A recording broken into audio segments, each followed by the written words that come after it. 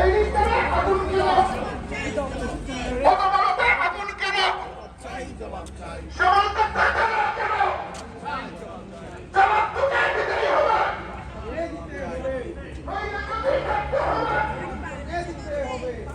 উদিতে হামলা কেন? চালানোতে হামলা কেন? এই ইস্তারে আগুন কেন? অদালতে আগুন কেন? সমাজতন্ত্র কেন? আমার ভাই মারল কেন? আমার ভাই মারল কেন? আমার বোন দর্শিত কেন? জবাব তোকে দিতেই হবে। Action action direct action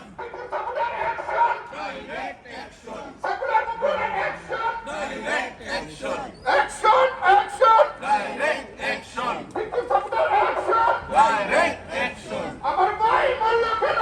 Yunus তুই জবাব দে। ইউনুস তোকে জবাব দে। আমার ভাই মারল কেন? আমার ভাই খুন কেন? ইউনুস তুই জবাব দে। প্রথমের উপর হামলা কেন? ইউনুস তুই জবাব দে। খুলনাতে হামলা কেন? ইউনুস তুই জবাব দে। চালানোতে হামলা কেন? ইউনুস তুই জবাব দে। উদিতে হামলা কেন? ইউনুস তুই জবাব দে। জবাব তোকে দিতেই হবে।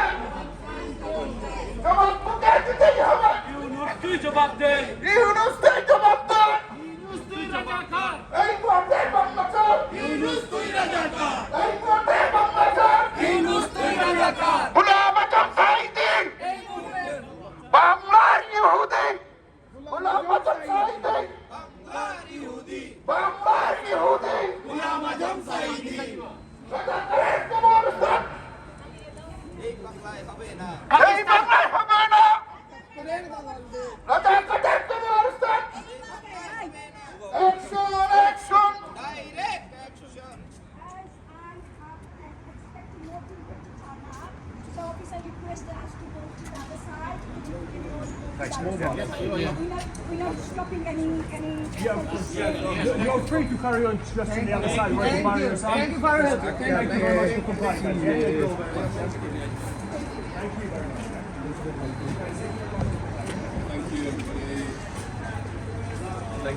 Thank you for cooperating with us. We're going to move the van.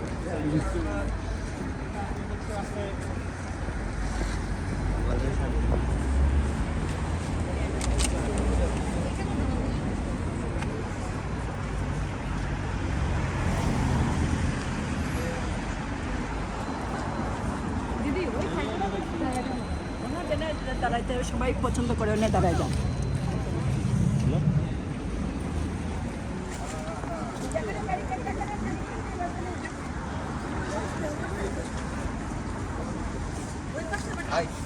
Yunus তুই রাজাকার। ইউনুস তুই রাজাকার। ইউনুস তুই রাজাকার। ইউনুস তুই রাজাকার। এই মুহূর্তে রাজাকার। ইউনুস তুই রাজাকার। ইউনুস তুই রাজাকার। ইউনুস তুই রাজাকার। ইউনুস তুই রাজাকার। জয় বাংলা। দাদা এটা নেন।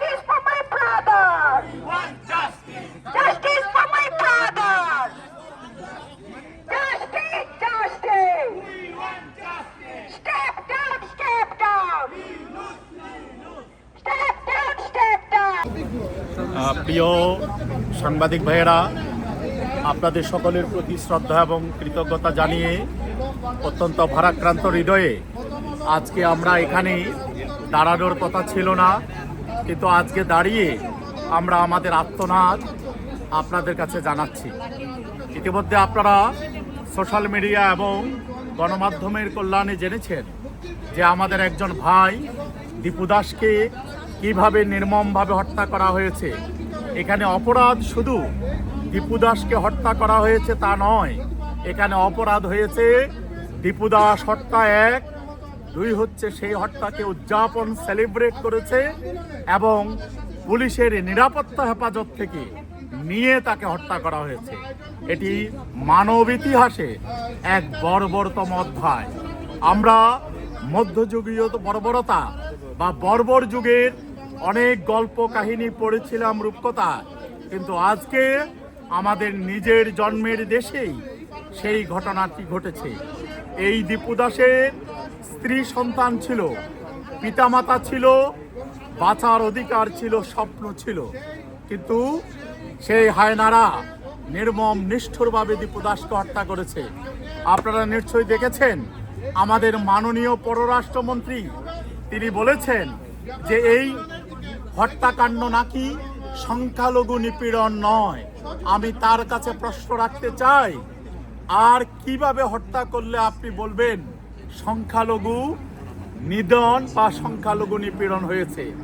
আমি বলতে চাই আপনি এই বক্তব্যের মধ্যে দিয়ে আপনার অবস্থান এবং আপনার বক্তব্য স্পষ্ট করেছেন এবং এক কথায় আপনি খুনিদেরকে উৎসাহিত করেছেন এবং খুনিরা বুঝতে পেরেছে ইহাকে সংখ্যালঘু নিপীড়ন বলে না। তো যাই হোক, আমরা অবশ্যই আশা করব নতুন সূর্যোদয় হবে। এইভাবে এই নিষ্ঠুর নির্মম বাংলাদেশ আমাদের বাংলাদেশ নয়। আপনারা সাংবাদিক বন্ধুরা, আপনাদের মধ্যে দিয়ে এই মানবিক আবেদন বিশ্ববাসীর কাছে পৌঁছবে বলে আমরা বিশ্বাস করি। মানবতার জয় হবে। সবাইকে ধন্যবাদ। হত্যা করা হচ্ছে, মুক্তিযোদ্ধাদের কবরস্থানে হচ্ছে, আগুন দেওয়া হচ্ছে। বাংলাদেশের প্রত্যেকটা জায়গাতে আজকে নারীরা অনিরাপদ। আপনারা দেখেছেন 5ই আগস্টের পরে প্রথম যে মবটা শুরু হয়েছিল কক্সবাজারের কলাতলি বিচে, সেখানে আমি ছিলাম। ওইখানে আমরা প্রোটেস্ট করে তাকে জেলে দিয়েছিলাম, কিন্তু তারপরেও আমরা অনেক ধরনের হুমকির সম্মুখীন হই। আজকে যখন আমরা ফেসবুকে লেখালেখি করি এসব বিষয়ে, তখন আমাদেরকে হুমকি দেওয়া হয়। আমরা শুধু একটা বিষয় বলতে চাই, বাংলাদেশের মানুষ, মাটি ও মানুষের মানুষ, তারা জানে যে 71 যাবে হাতিয়ার বা অস্ত্র হাতে নেওয়া হয়েছিল ঠিক 71-এর বা আজকে 2025 সালেও আমরা সেভাবে আমাদের হাতিয়ার তুলে নিব। কারণ এই বাংলাদেশ কখনো রাজাকারদের হতে পারে না, এই বাংলাদেশ কখনো নিজামী সাইদির হতে পারে না, এই বাংলাদেশ কখনো হাদির মতো মোবাস্টারদের হতে পারে না।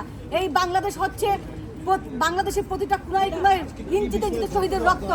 সেই রক্ত আমরা বিতে দিতে পারি না এবং কি নির্মম কি মানে বলতে হচ্ছে নির্মমতা। দেখেন, গত 3 দিন আগে একটা ছোট 5 বছরের বাচ্চাকে ঘরের মধ্যে আগুনে পুড়িয়ে হত্যা করা হয়েছে। সেই বাচ্চা ছিল বিএনপির একজন